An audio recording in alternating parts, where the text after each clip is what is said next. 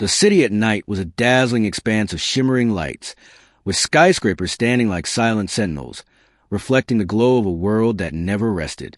In a high-end bar tucked away in the bustling downtown, the air was heavy with the aroma of fine whiskey and hushed conversations where the influential gathered not just to relax, but to negotiate, indulge, and occasionally seek fleeting distractions.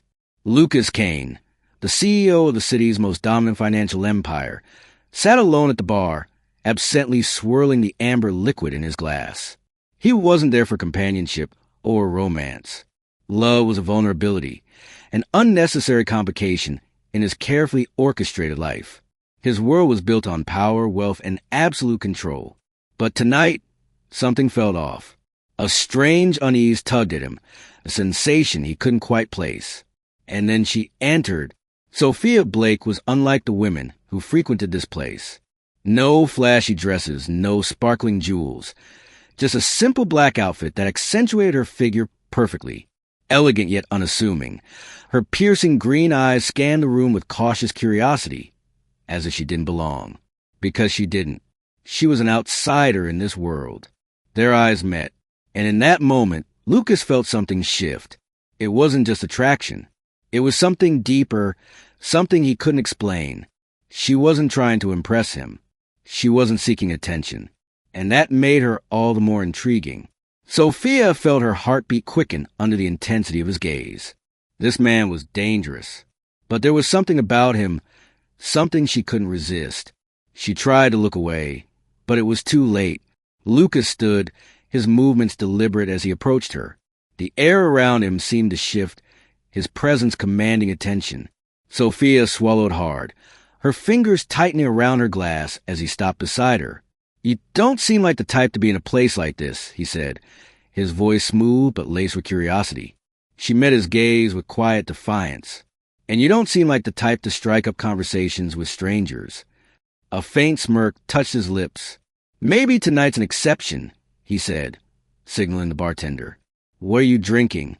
Sophia hesitated. "Just a cocktail." He raised an eyebrow. "You don't come to places like this often?" She shook her head slightly. "Not really. Then why are you here?" His voice softened, more intriguing. A pause, then a quiet exhale. Sometimes people just need a change. Their conversation flowed effortlessly, the invisible pull between them growing stronger with every passing moment. The air crackled with something dangerous, something neither could ignore. Then Lucas leaned in, his voice dropping to a husky whisper. "Come with me." Sophia's breath caught. "What?" "Tonight," he said, his gaze locked onto hers. "Just one night." Her heart raced. She should say no. But the way he looked at her, the way his presence consumed her, she couldn't. "Just one night," she nodded. And in that moment, everything changed. The sleek car glided to the nearly empty streets, the city lights reflecting off the tinted windows in streaks of gold and silver. Sophia sat silently beside Lucas, her breath still unsteady after agreeing to his bold proposition.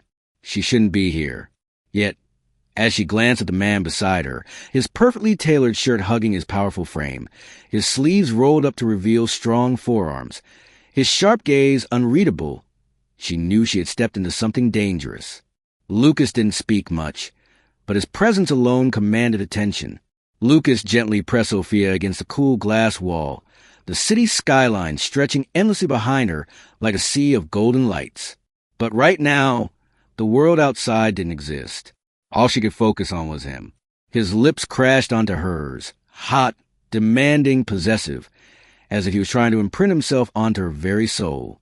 Sophia shivered under his touch, her breath hitching as his hands explored her with undeniable claim. Everything was moving too fast, and yet not fast enough.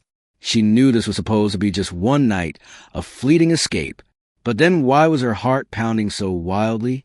Lucas lifted her effortlessly, carrying her toward the massive bed draped in soft silk. The moment he laid her down, Sophia felt as if she were free falling, terrified and exhilarated all at once. But even as her mind screamed for caution, her body betrayed her, drawn to the heat of his touch. When he leaned over her, his fingers tracing slow, deliberate paths along her skin, she realized something. There was no turning back. Not from him. Not from this night. "You're beautiful," he murmured, his voice thick with desire. She forgot how to breathe. Her defenses crumbled, melting away under his touch. Lucas wasn't rushing. He was taking his time, as if memorizing every inch of her, engraving her into his memory. And then, as his hands moved lower, Sophia tensed. Lucas stopped instantly. His sharp eyes flickered with something unreadable as he studied her, his body taut with restraint. "Sophia," he murmured, his voice softer. "You've never—" She bit her lip, her green eyes shimmering under the dim lights. "No," she admitted, barely above a whisper. Lucas stilled. A storm of emotions crashed through him. Surprise, hunger, but most of all, a fierce possessiveness he had never felt before. "Damn it, Sophia," he growled, tilted her chin up so she had no choice but to meet his gaze. "You should have told me." She bit her lip. "I didn't think it mattered." Lucas let out a low, humorless chuckle. "It matters more than you realize." Then, slowly, he lowered his head, pressing a lingering kiss to her forehead, gentle, reverent, yet carrying an unspoken vow. "I won't let you regret this," he promised, his voice raw with emotion. And that night, Lucas Kane didn't just claim Sophia Blake. He lost himself to her completely. The first rays of sunlight filtered through the massive glass windows, casting a soft golden glow across the penthouse. Lucas was already awake. He rarely slept for long, but last night, the night he knew he would never forget, had drained him in ways he had never experienced before. His gaze shifted to the woman sleeping soundly beside him, Sophia Blake. She lay curled up beneath the silk sheets, her steady breaths rising and falling in a rhythm that should have soothed him. Instead, it unsettled him. The bed felt too empty, the sheets too cold without her presence. For the first time in his life, Lucas felt like he had lost control, and he hated it. She had slipped through his fingers, and the mere thought of never seeing her again sent an unfamiliar pang of frustration coursing through him. But when he returned from the shower, the bed was empty. She was gone.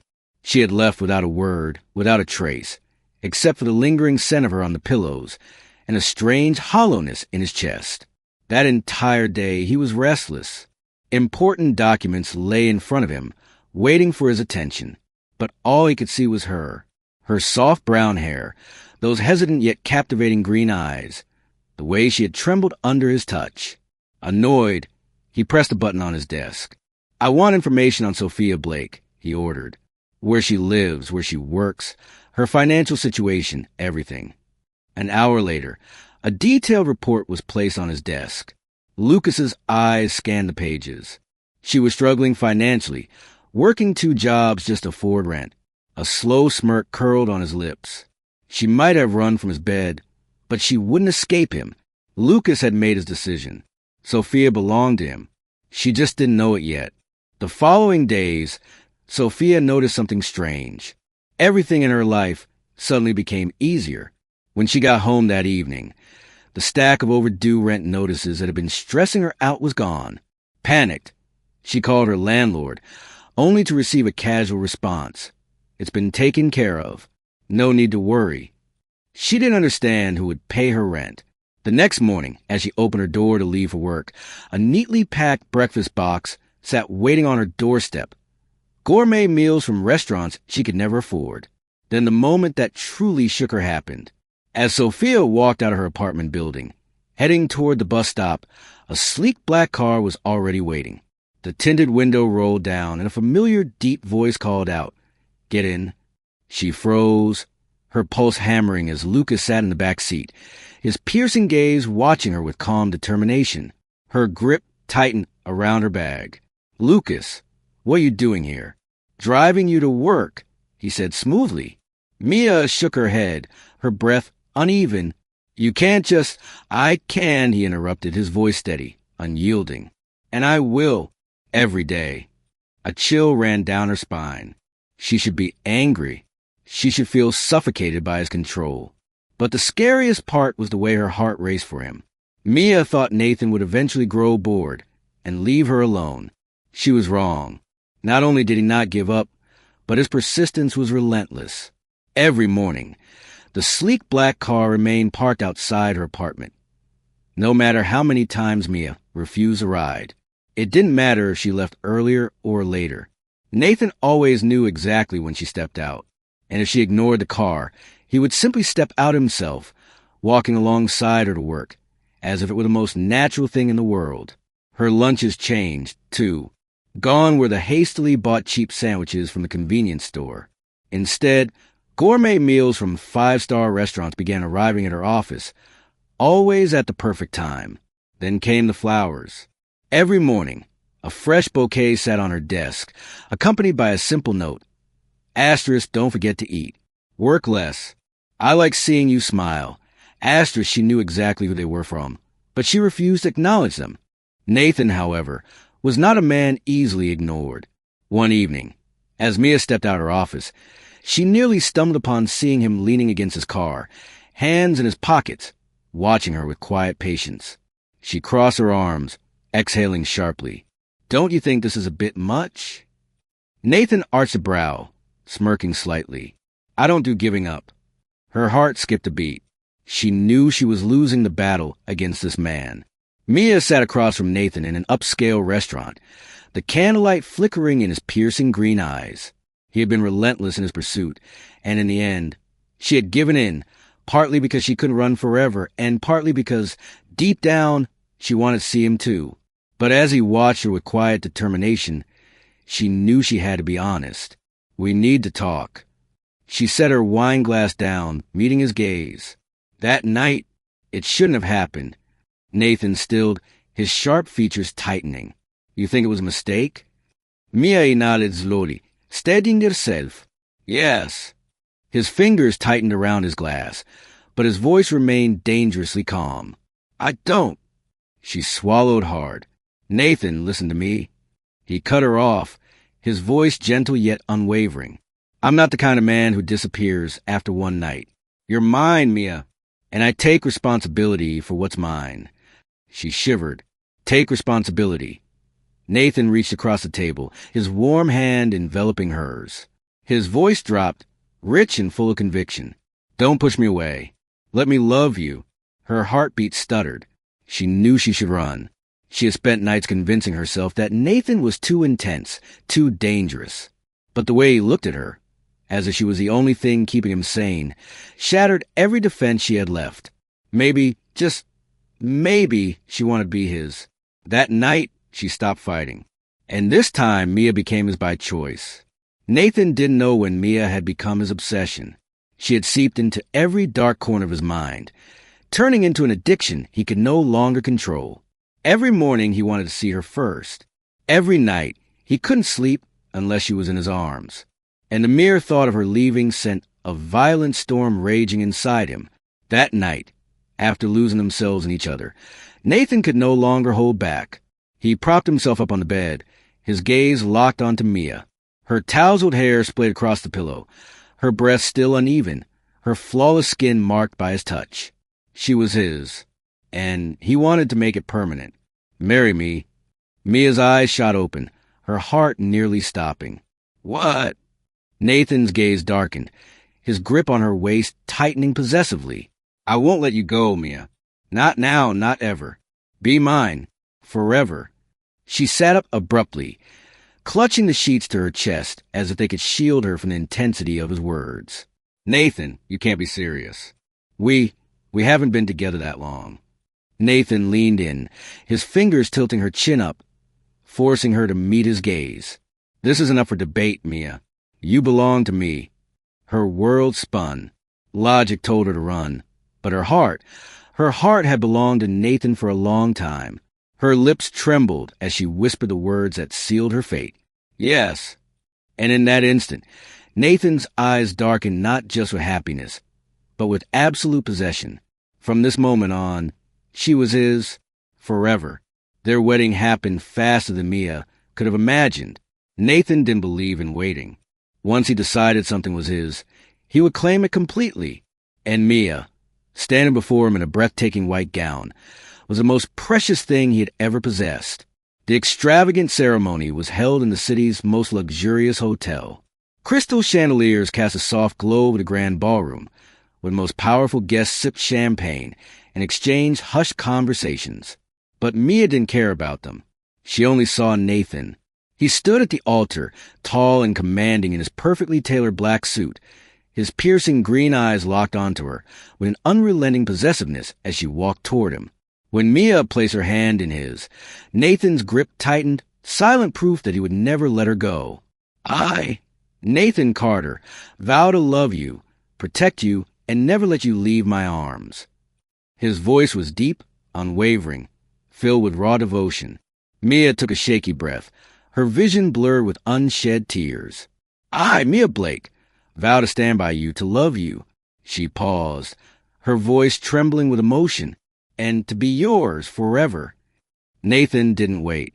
He pulled her into a deep, claiming kiss. Applause erupted around them. But for Mia and Nathan, the world had faded away. From this moment on, Mia was officially his wife. Forever. Married life with Nathan was anything but an ordinary fairy tale.